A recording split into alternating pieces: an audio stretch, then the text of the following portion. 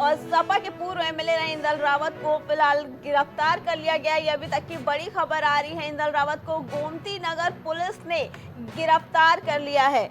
आपको बता दें कि इन पे पहले से ही ये आरोप लगाए गए थे सपा नेता पे, जो अब जाके इनको गिरफ्तार कर लिया गया है।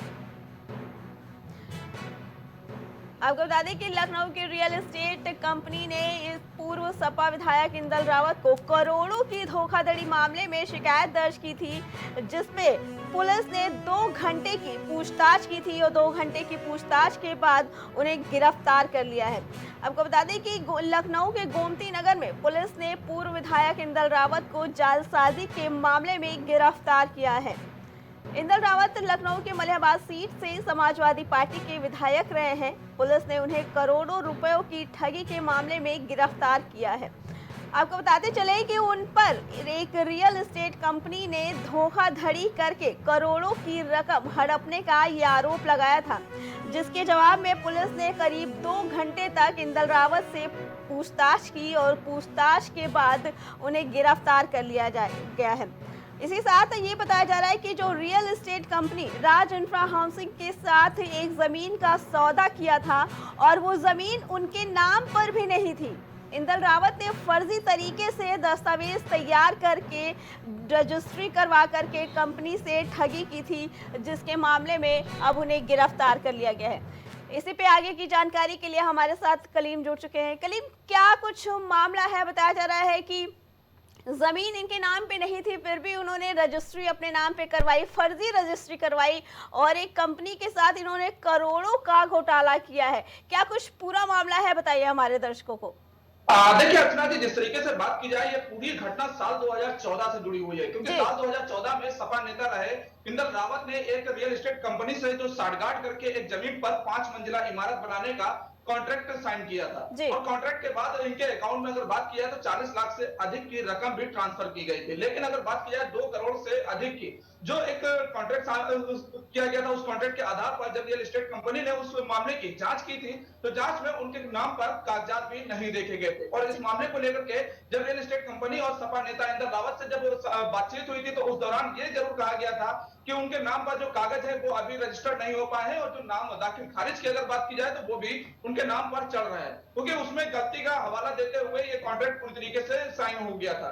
लेकिन इस मामले को लेकर के अगर बात किया, साल 2014 में जब उनके खिलाफ मुकदमा दर्ज कराया जा रहा था, तब उस दौरान मुकदमा नहीं हुआ था। लेकिन साल 2024 में फरवरी में जब ये मुकदमा दर्ज हुआ था, तो इस मामले में मुकदमा दर्ज करने के बाद पुलिस इस मामले की पूरी तरीके से तफ्तीश करने में जुटी हुई थी। लेकिन तफ्तीश के दौरान अगर बात की जाए, जो कोर्ट से जो कागज निकाले गए थे और जो मुकदमा दर्ज कराया गया था, कॉन्ट्रैक्ट जो साइन हुआ था, उन सभी मामलों की जब तफ्तीश हुई, इंदल रावत से भी बयान दर्ज किए गए थे, तो उन सभी मामलों में पूरी तरीके से जो लापरवाही की बात की जाए, कूटरचित दस्तावेजों की बात की जाए, तो इन सभी मामलों को लेकर के पुलिस पूरी तरीके से सख्त हुई थी। और पुलिस ने अगर बात की जाए, बीती देर रात भी उनसे 2 घंटे की जो पूछताछ की है, पूछताछ के बाद फिलहाल उनको गिरफ्तार कर लिया गया है। गिरफ्तारी के बाद 2014 का ये मामला बताया जा रहा है और अब उसके मामले में उनको अब गिरफ्तार किया गया। इतना लंबा कैसे ये मामला खिंच गया कि अभी तक इन लोगों को कोई साक्ष्य नहीं मिले, जिसके बाद अब जाके उन्हें गिरफ्तार किया गया। इतना लंबा मामला कैसे चला ये?